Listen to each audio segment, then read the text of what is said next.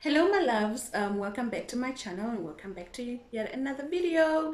It's your girl Lady J over here. So as per title, we're going to be talking about life after divorce and also reflecting back on 2024.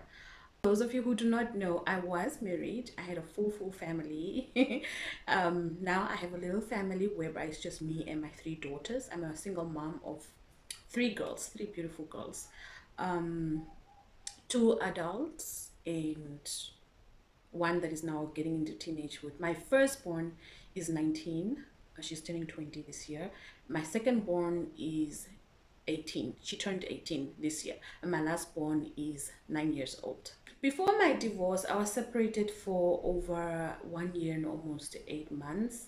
And I have been fully divorced now for 1 year, October, November, December, January, for 1 year and 3 months now.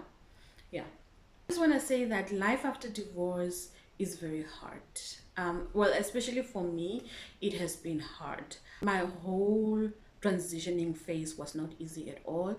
I felt very uncomfortable in many ways, in many areas, especially in the area of finances, because back then you knew that you had somebody that was providing for you for everything and so on, so you didn't really need to worry much when it came to finances and stuff. But now I am fully on my own. I have to make sure I take care of myself and all of that, even though I'm still living on a settlement agreement like alimony. It still it still is not easy. Like, you can feel the huge gap, you can feel the difference in it. With divorce, you are left all alone to pick up all the pieces all by yourself. The other day I was watching something that said, oh, now you're free, and now you're free, you're divorced, you're free. Yes, I'm divorced and I'm free, but what about all of the hurt that I now need to put back together? Do you understand? All those pieces, like, my heart was shattered into pieces. Now I have to gather those pieces and put those pieces back together. Is it the easiest thing? Not at all. It is very, very difficult. You have to go through the healing phase, and like they say, healing is not linear, right? It's like this: one day you're fine, the next day you are not okay. It takes a lot. It really takes a lot. Having to redirect your focus on yourself now, having to get to know yourself from scratch, like individually as a person, like, I had to get to a point where I now need to find out, like, who is Joanna Kahilimana? What does Joanna Kahilimana likes?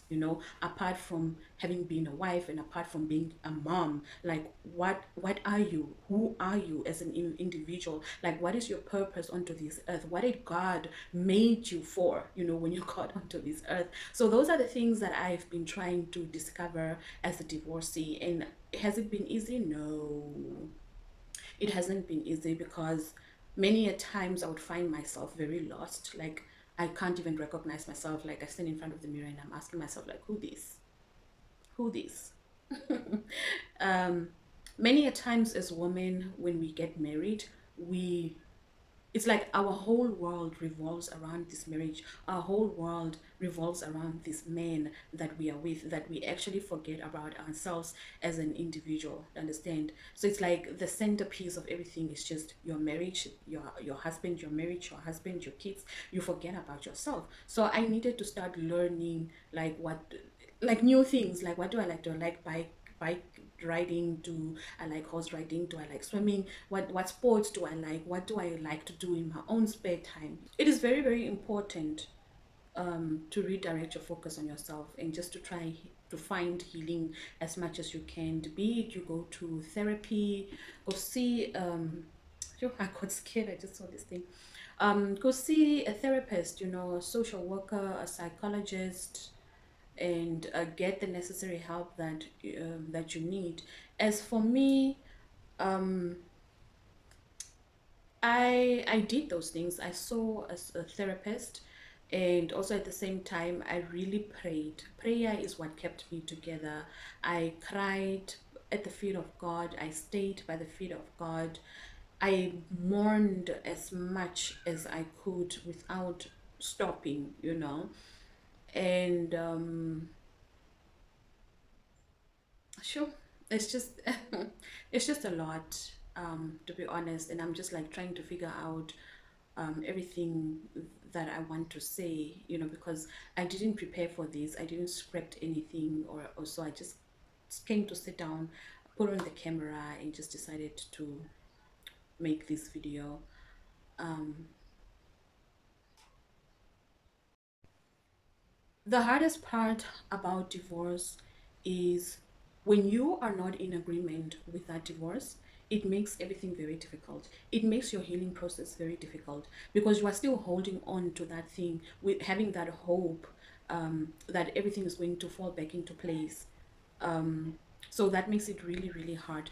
But when you make the decision to not be in denial of what is happening, to take to get into full acceptance about the situation, that is actually when things starts to flow smoothly for you. Because for as long as you are in denial, for as long as you have not accepted the situation, the longer your healing phase is going to be, and the longer it's gonna take. So do some self introspection also, and sit and think to yourself, man, is this thing working out? Is this thing of me holding on, trying to mend things, is it working out? And really, you can only do as much. You can't force the other person to be with you if they don't want to be with you. Yeah, you try, you try, like after a few attempts of trying, that's when you need to back up and say, okay, you know what, I tried to fight for this marriage. I tried to see if things can be restored, but unfortunately, it's just not getting there. So I must just let it go. And if you got served with divorce papers, it's okay. Accept the situation, make peace with it, and move on from it. Because the longer you hold on to it, the longer you keep in denial about it, it's going to hurt you more. It's going to cause a lot of pain to you. It's going to cause you a lot of damage. Trust me. My heart was shattered into pieces. I never thought I would ever come back from it. I never thought that I will heal. I never thought that I'll ever smile one day. I never thought that I would get to a place, like a better space with myself, because I had lost myself. I had gone insane. I could not recognize myself. I fell into depression, like deep, deep state depression. Like my body went into so much shock, so much trauma that I even started having anxiety. I started having anxiety attacks. I started having what do you call it? Heart palpitations. I'll put the name there. I don't know how to pronounce that. Don't come for me. But I'll put it there what I'm talking about. And at night as I go to sleep, my heart would just be beating and I just couldn't breathe and my chest would just feel so tight. Like I really wept. I wept and I grieved. They say that divorce is like a death. Divorce is like a piece of your flesh being ripped away from you, because it's two things that have become one that now needs to be ripped apart, set apart. And that is the most painful thing. I do not wish divorce upon anybody, um, to be honest. Divorce is not easy, divorce is hard. Divorce is easy when the both of you are in agreement that this is the best choice and this is the best decision that the both of you can make for each other. But divorce is most difficult when it's only coming from one side and the other person is not in agreement, because everything is being done against your will. And you get left to be in a position of having no choice but to just accept everything as it comes. Divorce is also very difficult, especially when there's children involved, because your kids get to see everything that's going on around the house. The kids get to see you, how you react, because they know that mom or dad are this type of person. But then when you're going through so much pain and so much hurt, pain and hurt actually changes you as a person, right? So they can also feel that, they can sense that, they can see that no, mom is not herself, this woman has not been herself, to understand. So it affects children in so many ways. And I'm not really going to get into that, the things that my kids and I had to experience. But all I can say is that it really does affect the well-being of the children as well. But I thank God because my children are big. When everything happened, they were big kids. They were over the age of 16 already, and they could actually sit down and sympathize and empathize with me, and also show me so much support, which is something that I never really expected from the both of them, especially the big ones. But I'm so grateful and thankful that they were there with me and that they were able to give me the moral and support that I truly wanted, you know. And it's not that I really wanted to put my children through this, but the circumstances, the situation happened, and there was nothing really I can do much about it. And my kids and I really have a very close relationship. We have a very close bond. So there will be times that I'll be in my room, you know, all up in my feelings and everything, and my kids would just come and walk into my room, you know, at any, like probably during the day or after school, they would want to come and greet me and see how I am. So many a times they would always come walking into the room and find me probably crying, and they wouldn't also have a lot of words to say. All that they could do is just come and sit with me and hug me and just pamper me and just say, it's okay, mommy, we love you, and everything is going to be okay, and that this too will pass, you know. And I don't know if whether I would have made it as far as I have had my children had not been there, because with divorce and everything came suicidal thoughts, to understand. Because it made me feel very small. It made me feel as if I was not woman enough, as if I was not good of a person. And I was feeling very embarrassed. I was feeling very ashamed, and also afraid of what society and other people were going to say, you know, like, are they going to label me that I'm not a good person? Are they going to label me that I was a terrible wife and I was a terrible person? You know, because many a times so much pressure is put upon the woman, and the woman is always the one that is being questioned to as, yeah, what did you do wrong? Why did your person go ahead and divorce you? You must have done something wrong, you know, you must have done ABC and all of that. But yeah, I mean, marriages are not perfect, people are not perfect, we all have our shortcomings and our ups and downs and everything. But I just want to let you know that if you're in this position, do not allow society to come and paint certain things about you, or try to paint a certain picture about you of what you are not. You understand? Because we can only be our best up until a certain point. And if the person who's with you doesn't see your value, doesn't see your worth or anything like that, and they feel like you are not good enough for them, then let it be. If you're not good enough for them, then I'm sure they will go ahead and find someone else who's good enough for them. But don't let that break you down as a person. Don't allow the words from the society to bring you down and make you feel as if you were not good enough. Because I remember there was this one person that asked me, like, what did you do?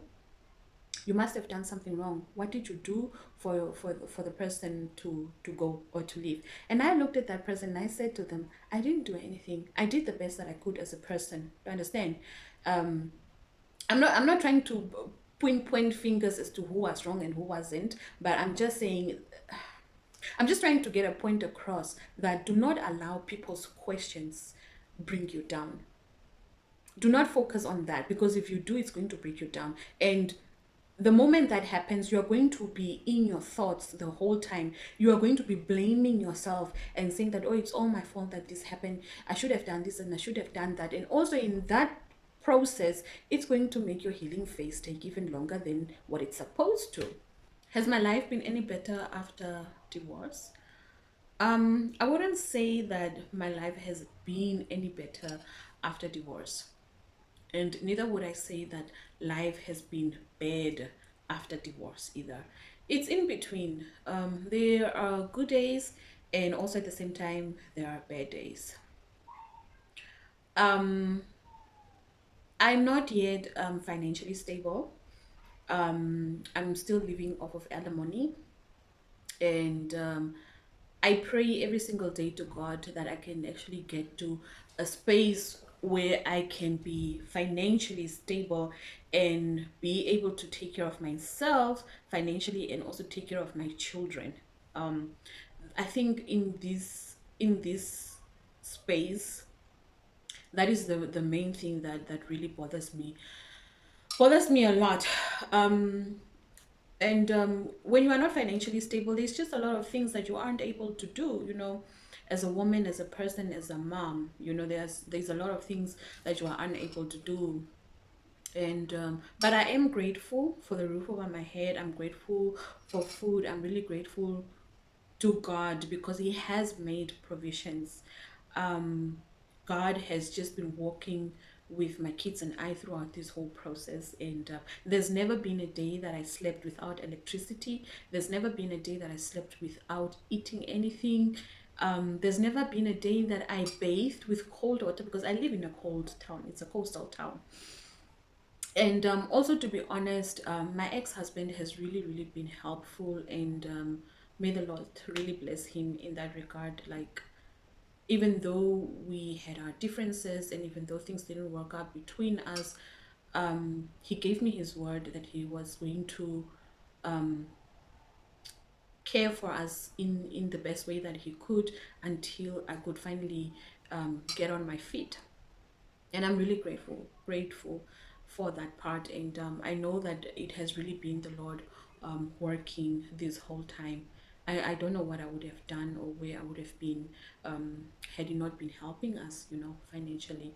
I'm really grateful in that department, in that area. Oh, I really am. And I do have a small business. I'm a nail technician and also a makeup artist. And that business has also been struggling because when I was in Oranjemund, I had my clients, understand? So, and now it's been hard. So this is the part where we jump in reflecting on 2024. Reflecting back on 2024, the whole transitioning phase of moving from one town to another town, that part was the most difficult part. That part was the hardest part. And I didn't believe it. One day we just had to wake up, we packed, we loaded the things onto the truck, and then the next moment we are on the bus, and poof, the next moment we are in Swakopmund and in this house where we are right now. When we got here, the whole house was just full of boxes and everything. And then that's when reality kicked in and said, have we really come here? Have we really gotten to this point? What? It felt as if it was a joke. It felt as if I was dreaming. It was so unreal. Like, I had to leave my life that I had built for 12 years and come and start all over again. And having to start all over again is not easy. It's the most difficult thing. Like, I found everything so hard because back then I had a partner who was helping me with things, and now it's like I'm left to do things on my own.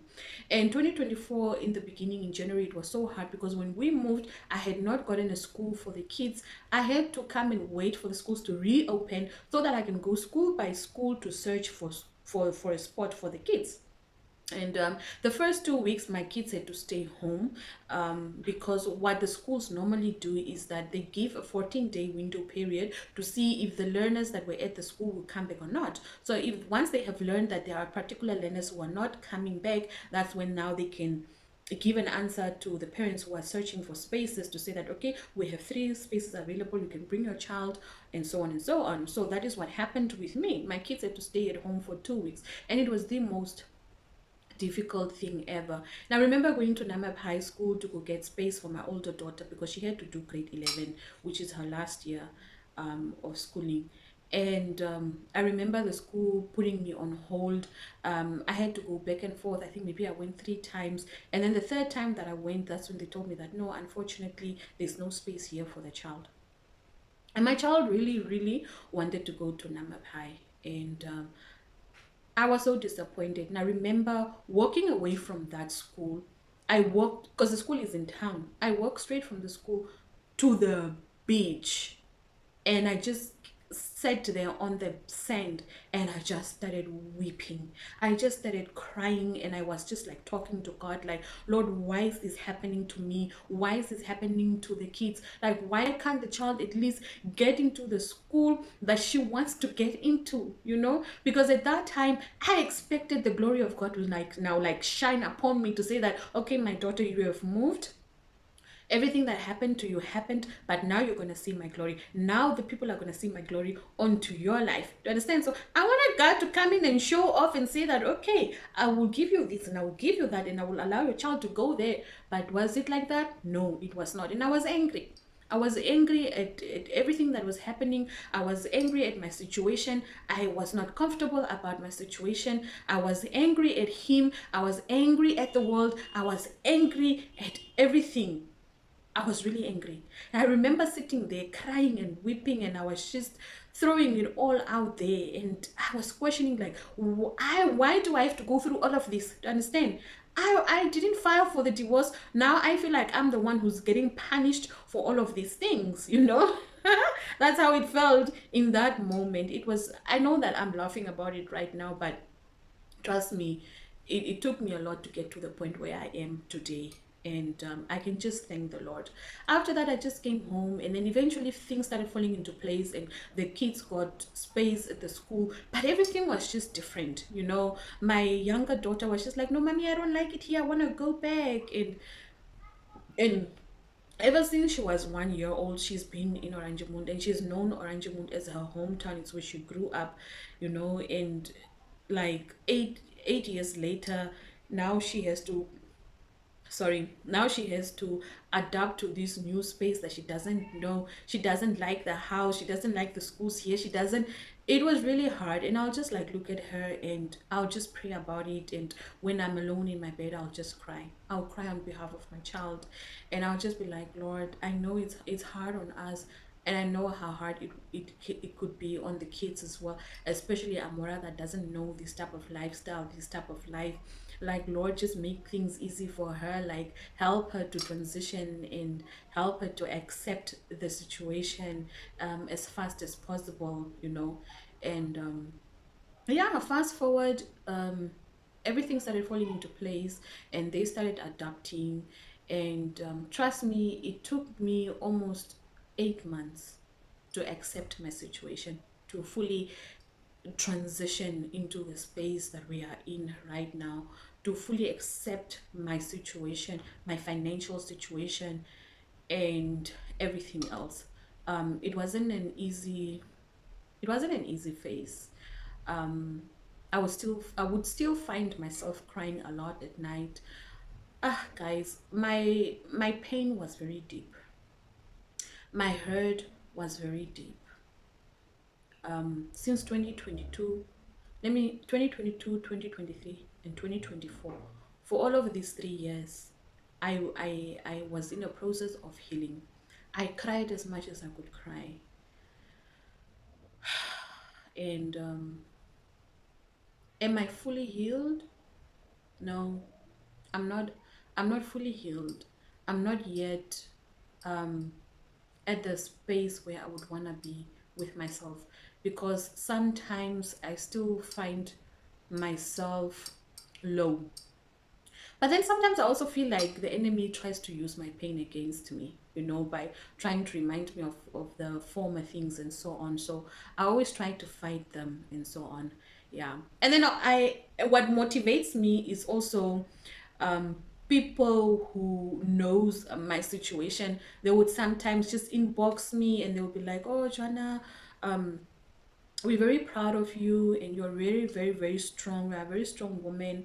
We are proud of you. We've been watching your journey from then up until now, and we're very proud of what you've become. You know, like, you have not once let your situation make you fall into sinful things, or make you fall like, you know how sometimes a certain situation would lead somebody to fall onto things like maybe drugs, or it makes them resort to like drugs or alcohol, or just becoming wild and partying and all of these things. Nana, I stayed by the feet of Christ, and there is where I found my comfort, my peace, my joy, my happiness. And I can say that I've really changed a lot as well. But also, yep, I'm all over the place. Yeah, I get a lot of inspiration from people that are always that are inspired by me as well. You understand? I inspire a lot of women out there. And I didn't know. I really didn't know. I had no idea up until a certain woman, like up until a certain number of women had reached out to me and said that, oh, we are so proud of you. You have been strong in this whole thing. We've been watching you. We've seen your journey, how you have just have your head held high up, and it's just you and your kids, you're being a mom, you're being present, and all of that. So I'm grateful to those ladies because they inspire me to do better, because when you are in the midst of the storm and you are in the phase of that thing, you don't really see the progress that you're making. Do you understand? You have no idea whether you are making progress or not. Sometimes, yeah, you can see a little progress here and there, especially when it comes to like your mental health and stuff like that. But most, like a lot of other things, like you don't really see progress. And up until somebody would come to you and say that, yo, I've been watching you and I see you. And then that's when it kicks in to say that, oh, okay, I'm glad to hear that, because now I see that I'm actually making progress and I'm grateful for that. And that just gives you more strength, gives you more power. It gives you that oomph, man, to say that I'm going to keep pushing. I'm going to keep pushing and I'm going to do better. Yeah. And yeah, like I said, I'm not like totally in a good space financially. My business is struggling. It's not doing great at all. I hardly have any clients, none whatsoever. So for the year 2025, I really want to try and see how I can better myself financially. Be it I apply for jobs, I try to do little small side hustles and so on. But my main aim is to really become financially independent this year. I would like to encourage other ladies out there, if you are divorced and you are a single mommy and you have one child, two kids, three kids, and you're going through the same thing that I'm going through, I just want to let you know that you're not alone.